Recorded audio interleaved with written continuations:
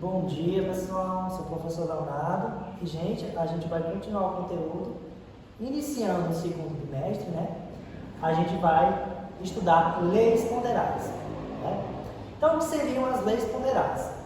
Bem, as leis ponderais são generalizações matemáticas que envolvem a quantidade de massas de cada participante da reação química.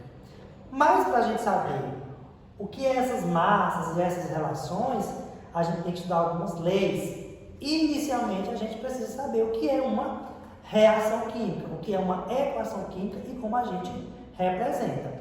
Então, vamos lá. Eu vou representar aqui uma equação química.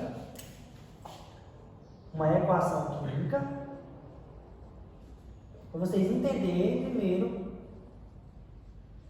o que seria essa equação química.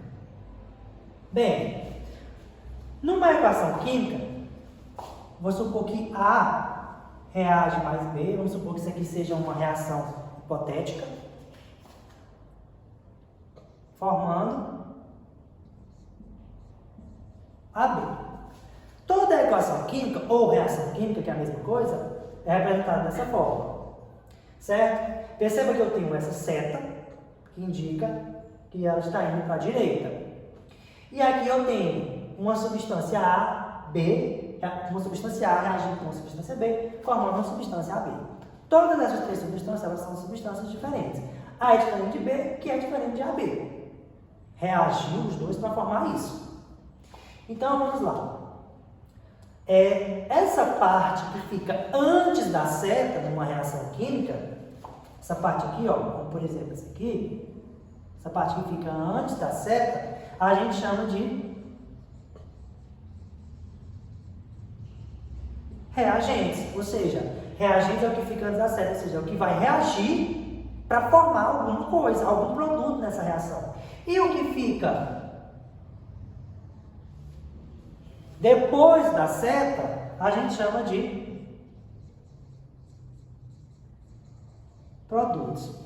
Por exemplo, quando vocês vão fazer um bolo, vocês não precisam do ovo, da farinha de trigo, da margarina, do leite, e aí vocês juntam essas substâncias, elas reagem entre si e formam o quê? O bolo. Então, esses ingredientes é como se fossem os reagentes.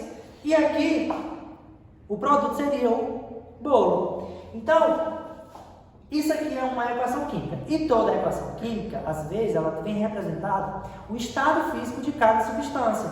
Por exemplo, às vezes a substância A pode vir G, aqui entre parênteses, significa que a substância está no estado gasoso. Se ela tiver, aqui também, vamos supor que seja G gasoso, e aqui, vamos supor que venha um L. Esse L seria de líquido. Então, geralmente, essa substância ela vem em algum estado físico. Gasoso, líquido. Vai depender da reação e da substância. Então, nós temos aqui o reagente que fica antes da seta e o produto depois da seta. Certo? Essa seta significa que está formando alguma coisa, ou seja, a reação está acontecendo nesse sentido.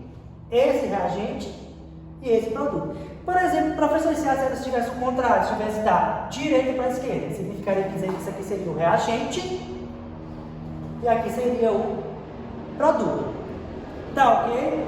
Então, conhecendo aqui uma equação química, nós vamos estudar a primeira lei ponderal, que a gente vai chamar de lei de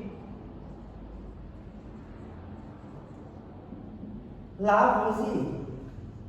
O que significa? Essa lei de Lavoisier, gente, é conhecida como lei da conservação da massa. E vamos lembrar aqui de uma coisa. Essa lei, ela só é válida em sistema fechado. Sistema aberto, ela não é válida. O que ele quer dizer dessa lei? Olha, lei da conservação da massa, ou seja, quando uma reação acontecer, nada vai se perder. Por exemplo, a massa que eu vou colocar para reagir, porque essas leis ponderais, ela trata-se da quantidade de massas de cada participante da reação. Ou seja, aqui é uma reação química, essa reação aqui hipotética. Então, A, para reagir com B, ela tem uma massa. Ou seja, A tem uma massa e B tem uma massa, formando AB, que também vai ter uma massa. Vou pegar ela novamente aqui, vou colocar aqui embaixo para vocês entenderem melhor. Vamos aqui, ó. Eu tenho A mais B formando AB. Então, eu sei que aqui eu tenho uma... Licença aqui. Aqui eu tenho... Cada substância dessa tem uma massa. Então, eu posso dizer que a massa, esse M eu vou representar por massa. Aliás, massa eu vou representar por M. Eu tenho a massa de A. E aqui eu tenho a massa de B. Formando quem?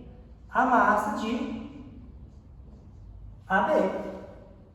A lei de Lavoisier diz o seguinte, que a quantidade de massa do reagente envolvido numa reação tem que ser a massa, tem que ser igual à massa do produto. Ou seja, por que ele fala lei da conservação da massa? Porque nada se perde. Então, se eu colocar aqui 15 gramas do reagente, 15 gramas, se aqui o reagente A, vamos supor que aqui eu sei que a massa de A mais a massa de B tem que ser igual à massa de AB. Por quê? Porque nada se perde na reação. Tudo se conserva, nada se perde. Então, vamos aqui, ó, desse lado. Então, eu sei que a massa de A mais a massa de B forma a massa de AB. E a massa que fica antes da seta tem que ficar igual também depois da seta. Se antes tinha 15 gramas, depois também tem que ter 15 gramas. Então, por exemplo, ó, vou pegar aqui a reação novamente. A mais B formando AB. Vamos supor que eu tenha 5 gramas de A que vai reagir com 10 gramas de B. Isso aqui vai ser formado o quê? 5 com 10, 15 gramas.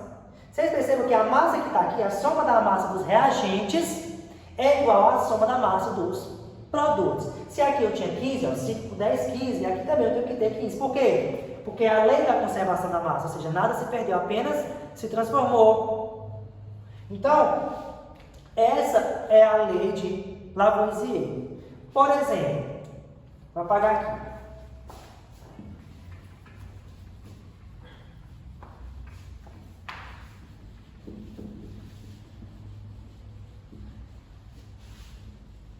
Seria interessante, pessoal, todo o conteúdo que eu copiei aqui no quadro, vocês copiarem no caderno para vocês se fixarem melhor. Então, vamos supor que eu tenho uma reação química hipotética novamente, X mais Y formando X, Y. Então, vamos lá. Novamente, se eu colocasse para reagir 20 gramas de X mais 30 gramas de Y. Aqui, eu iria formar um valor. Que valor seria esse? Gente, nós vimos que a massa dos reagentes tem que ser igual à massa dos produtos, ou seja, a soma das massas dos reagentes tem que ser igual à soma das massas dos produtos.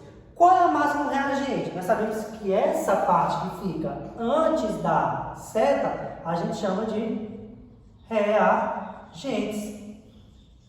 E essa parte que fica aqui, depois da seta, a gente chama de produto. De acordo com a lei de Lavoisier, a massa dos reagentes tem que ser igual à massa dos produtos. Então, vamos lá. Qual é a massa do reagente aqui nessa questão? 20 mais 30, 50 gramas. E é igual a... Qual é a massa dos produtos? Olha, se 20 mais 30 vai reagir, vai formar o quê? 50 gramas também. Foi igual para a questão anterior. Eu tinha 5 gramas que reagiam com 10 e formava 15. Então vocês percebem que a massa antes da seta é também igual à massa depois da seta. Agora eu vou pegar aqui outro exemplo. Vamos supor que eu tenha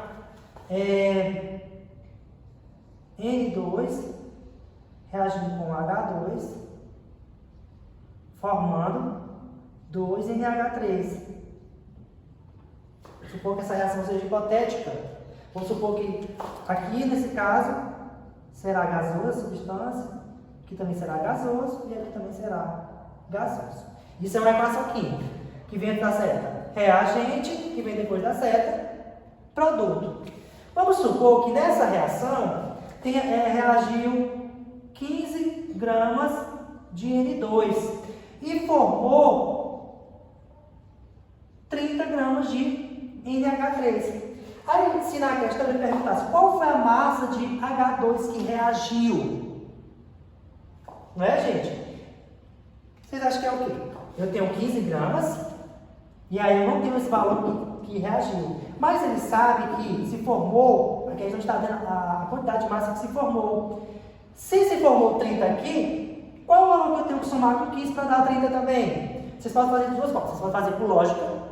Pela lógica, que quem é bom de matemática saberia que esse valor aqui, que a gente pode chamar ele de um valor X, que eu não sei, poderia fazer um cálculo. Ó. Pela lógica, todo mundo sabe que o X seria 15, porque 15 mais 15, 30. Essas massas aqui, antes e depois, não tem que ser iguais? Ou eu poderia fazer um cálculo matemático. Eu sei que a massa dos reagentes é igual à massa dos produtos, é a equação matemática. Então eu sei que 15 mais da equação mais X é igual a 30. Então eu posso dizer que X é igual a 30. Esse membro positivo desse lado vai passar para o outro membro negativo. Então X aqui seria 15 gramas. 30 menos 15, 15. Então o valor que reagiu aqui, pessoal, foi 15 gramas. Por quê? 15 com 15, 30. Então, pessoal, isso aqui é mais ou menos a panorama do conteúdo. Estudo pelo material que eu enviei para vocês. E, se puder, fique em casa, viu?